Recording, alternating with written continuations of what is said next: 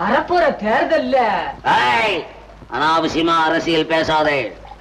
Tea சாப்பிடுற இடத்துல கட்சி தெரியாத பயல்கள்லாம் கட்சியை பத்தி பேச ஆரம்பிச்சுட்டாய.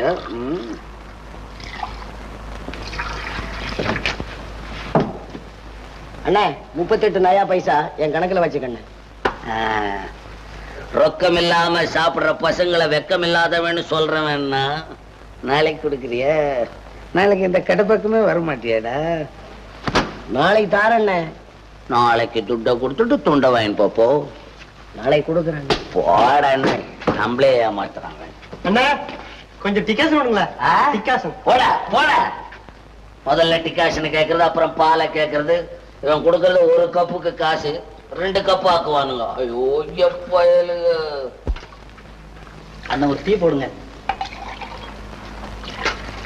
இந்தா